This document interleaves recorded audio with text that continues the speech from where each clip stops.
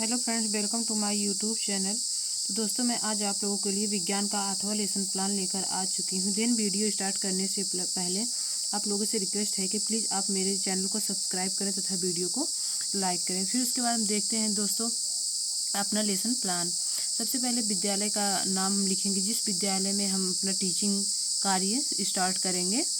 तो उसमें हम अपना उस कॉलेज का नाम लिखेंगे। उसके बाद हम अपना 6 कॉलम बनाएंगे। दिनांक, कक्षा, विषय, उप विषय, कालांश, अवधि। उसके बाद हम प्रकरण, जैसे आज हम आप लोगों के लिए क्या प्रकरण लाए हैं, ध्वनि।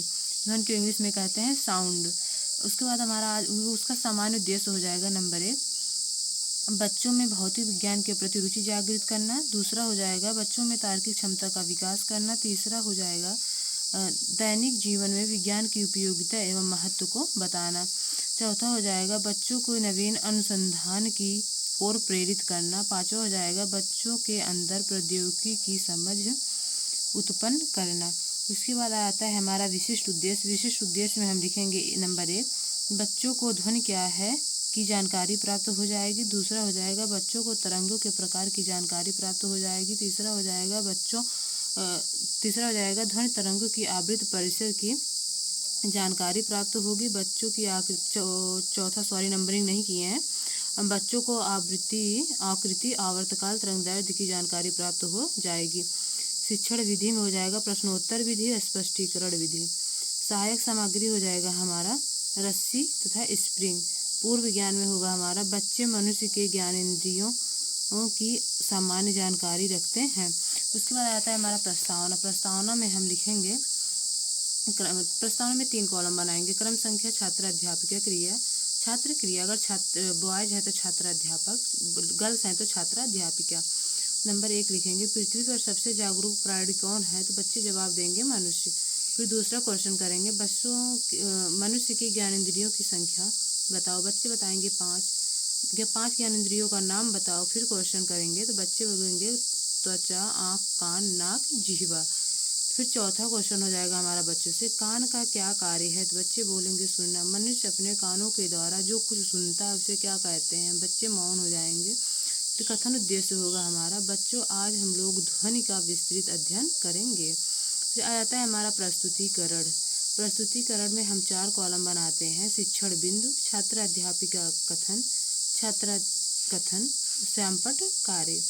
तो शिक्षण बिंदु नंबर 1 हो जाएगा हमारा ध्वनि। सबसे पहले बच्चों से क्वेश्चन करेंगे, इसमें सुनने वाली ज्ञानेंद्रियों का नाम बताओ, तो बच्चे बोलेंगे कान। फिर उसके बाद हम पूछेंगे ध्वनि क्या है, बच्चे मौन हो जाएंगे। फिर हम इसका स्पष्टीकरण करेंगे, जो कुछ भी हम अपने कानों द्वारा सुनते हैं उसे ध्वनि कहते हैं। प्रयोग द्वारा यह सिद्ध हो चुका है कि ध्वनि भी ध्वनि की एक प्रकार की ऊर्जा है। इसका फिर हम श्यामपट कार्य पे लिखेंगे, ध्वनि का प्रभाव हमारे कानों पर पड़ता है। फिर दूसरा हो जाएगा हमारा ध्वनि की आकृति, नेचर ऑफ साउंड। फिर इसमें हम प्रश्न पूछेंगे बच्चों से, ध्वनि कैसे उत्पन्न होती है, बच्चे मौन हो जाएंगे। फिर हम स्पष्टीकरण करेंगे। स्पष्टीकरण में होगा हमारा ध्वनि की प्रकृति। ध्वनि सदैव कंपनों के कारण उत्पन्न होती है, बिना कंपनों की ध्वनि उत्पन्न नहीं हो सकती। फिर उसको स्टार में लगा देंगे, नोट में लिखेंगे हम, जब 1 सेकंड में 20 से अधिक तथा 20,000 से कम कंपन के कारण ध्वनि उत्पन्न होती है, तो वही ध्वनि हमें सुनाई देता है। अर्थात 20 से कम तथा 2,000 से अधिक कंपन वाली ध्वनि हमें सुनाई नहीं देती है। ब्लैक बोर्ड पे लिख देंगे, ध्वनि के लिए माध्यम की आवश्यकता। फिर शिक्षण बिंदु हमारा अगला होगा, विभिन्न माध्यमों में ध्वनि का संचरण। इसमें प्रश्न होगा कि ध्वनि किन किन माध्यमों से होकर गुजरती है, बच्चे मौन हो जाएंगे। फिर हम स्पष्टीकरण करेंगे, ध्वनि प्रत्येक माध्यम ठोस, द्रव, गैस में चल सकती है। नोट में लिखेंगे, द्रवों के ध्वनि गैसों की अपेक्षा अधिक तेजी से चलती है और ठोसों में सबसे अधिक तेजी से चलती है। फिर ब्लैक बोर्ड पे लिखेंगे, ध्वनि तीनों माध्यमों ठोस, द्रव, गैस में से गुजर सकती है। चौथा हो जाएगा तरंगों के प्रकार। लिखेंगे इसमें, तरंग कितने प्रकार के होंगे, बच्चे से पूछेंगे। बच्चे बोलेंगे 2 प्रकार की होती हैं। तरंगों के नाम बताओ, बच्चे मौन हो जाते हैं। स्पष्टीकरण तरंगों के प्रकार में हम बताएंगे, तरंग 2 प्रकार के होते हैं, अनुप्रस्थ तरंगे और दूसरा होता है अनुदैर्ध्य तरंगे। इसको हम ब्लैक बोर्ड पर भी लिख देंगे। फिर उसका हम अनुप्रस्थ तरंगे अपने देखेंगे क्या होती है अनुप्रस्थ तरंगे, इसको हम इंग्लिश में कहते हैं ट्रांसवर्स वेव्स। जिन तरंगों के माध्यम का कण तरंग के चलने की दिशा के लंबवत कंपन करती हैं, उस तरंग को अनुप्रस्थ तरंग कहते हैं। उदाहरण जैसे तालाब में में पत्थर फेंकने पर उत्पन्न तरंगे। नंबर दूसरा हो जाएगा, रस्सी के एक सिरे को दीवार में गड़ी कील में से बांध कर दूसरे सिरे को ऊपर नीचे झटका देने पर उत्पन्न तरंगे। जैसे हम फिगर बनाए हैं स्प्रिंग गर्त के रूप में, आप लोग भी इसे बना लीजिएगा। फिर दूसरा हो जाएगा रस्सी वाला, और पहला हो जाएगा लहर वाला। फिर दूसरा हो जाएगा तरंग हमारा अनुदैर्ध्य तरंगे। अनुदैर्ध्य तरंगे को हम इंग्लिश में कहते हैं लैंगिट्यूडनल वेव्स। फिर जिन तरंगों के माध्यम के कण तरंग के चलने की दिशा के अनुप्रस्थ कंपन करते हैं, उस तरंग को अनुदैर्ध्य तरंग कहते हैं।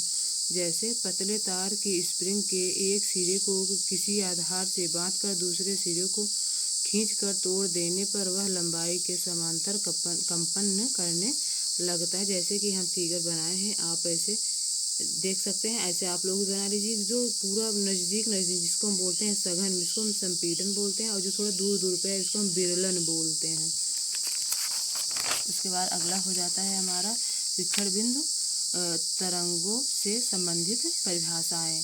इसमें हमारा हो जाएगा, बच्चों से हम पूछेंगे आवृत्त तथा आवर्तकाल क्या है, बच्चे मौन हो जाते हैं। फिर हम इसको आप लोग को बच्चों लोग को समझाएंगे स्पष्टीकरण में। आयाम एम्पलीट्यूड, किसी माध्यम में तरंग संचरित होने पर साम्यावस्था के दोनों ओर जितना अधिक से अधिक विस्थापित होता है, उस दूरी को तरंग का आयाम कहते हैं। इस आयाम को स्मॉल ए से प्रदर्शित करते हैं। फिर दूसरा हो जाएगा हमारा आवर्तकाल। आवर्तकाल को हम बोलते हैं टाइम पीरियड। कंपन करने वाली वस्तु एक कंपन पूरा करने में जितना समय लेती है, उसे कंपनकारी वस्तु का आवर्तकाल कहते हैं। इसे टी से प्रदर्शित करते हैं। तीसरा हो जाएगा आवृत्ति, मतलब फ्रीक्वेंसी। एक सेकंड में हुए कंपनों की संख्या को आवृत्ति कहते हैं। इसे एन से प्रदर्शित करते हैं। आवृत्ति इक्वल टू 1/, आवर्तकाल या T equal to 1/n, small n होता है। चौथा हो जाता है हमारा तरंग दैर्ध्य, वेव लेंथ, जिसको हम इंग्लिश में बोलते हैं। यह दो प्रकार की होती है। समवर्ती श्रृंगों या गर्तों के बीच की दूरी को तरंग दैर्ध्य कहते हैं। दूसरा हो जाता है हमारा तरंग वेग। तरंग वेग में हमारा हो जाता है वेव वेलोसिटी, इसको इंग्लिश में बोलते हैं। कोई तरंग एक सेकंड में जितनी दूरी तय करती है, उसे तरंग वेग v से प्रदर्शित करते हैं। अगला शिक्षण बिंदु हमारा हो जाता है छठवां शिक्षण बिंदु। ये लेसन प्लान थोड़ा दोस्तों लंबा हो जाता है, फिर हम क्या कर सकते हैं तो बताना ही पड़ेगा आप लोग को। आवृत्ति वेग तथा तरंग दैर्ध्य में संबंध। ध्वनि तरंगों का आवृत्ति परिसर के आधार पर इसका वर्गीकरण। तो हम इसको लिखेंगे v equal to n lambda, जहाँ v वेग हो जाएगा, n आवृत्ति हो जाएगी, लैम्डा तरंग दैर्ध्य हो जाएगा। फिर हम इसको लिखेंगे तरंग वेव इक्वल टू आवृत्ति गुणे तरंग दैर्ध्य। हमारा प्रश्न हो जाएगा, ध्वनि तरंगों को कितने वर्गों में बांटा गया है। स्पष्टीकरण करेंगे। ध्वनि तरंगों को 3 वर्गों में बांटा गया है। पहला जाता है हमारा श्रव्य तरंग, एडिबल वेव। जिन तरंगों को हमारा कान सुन सकता है उन्हें श्रव्य तरंगे कहते हैं। इनकी आवृत्ति 20 से लेकर 20,000 हर्ट्ज तक होती है। दूसरा हो जाएगा हमारा अपश्रव्य तरंगे, इंफ्रासोनिक वेव्स। इनकी आवृत्ति 20 हर्ट्ज से कम होती है। नोट में लिखेंगे, भूचाल के समय पृथ्वी में बहुत लंबी तरंगे चलती हैं, ये अपश्रव्य तरंगे हैं। तीसरा हो जाएगा हमारा पराश्रव्य तरंगे, अल्ट्रासोनिक वेव्स। इसकी आवृत्ति 20,000 हर्ट्ज से अधिक होती है। इसके आगे हम देखेंगे, आ जाता है हमारा बोध प्रश्न। बोध प्रश्न में हमारा पहला हो जाएगा ध्वनि किसे कहते हैं। सॉरी, हम नंबरिंग करने के लिए भूल गए हैं, आप लोग कर लीजिएगा। दूसरा हो जाएगा हमारा अनुप्रस्थ तरंगे किसे कहते हैं। तीसरा हो जाएगा हमारा आवृत्ति की परिभाषा बताओ। मूल्यांकन प्रश्न होगा हमारा आवर्तकाल की परिभाषा बताओ। दूसरा हो जाएगा संपीड़न और विरलन किसे कहते हैं। तीसरा हो जाएगा तरंग दैर्ध्य किसे कहते हैं। उसके बाद आ जाता है हमारा निरीक्षण कार्य। निरीक्षण कार्य में हम लिखेंगे, जब छात्र श्यामपट्ट कार्य कॉपी में उतार रहे होंगे, तब छात्र अध्यापिका कक्षा में घूम घूम कर उनकी कॉपियों का निरीक्षण करेंगे। आ जाता है हमारा गृह कार्य। गृह कार्य में लिखेंगे, श्रृंग और गर्त को चित्र के माध्यम से प्रदर्शित करो। सबसे नीचे जाकर हम लिखेंगे लेफ्ट में हस्ताक्षर पर्यवेक्षक, और राइट में लिखेंगे हस्ताक्षर छात्रा अध्यापिका।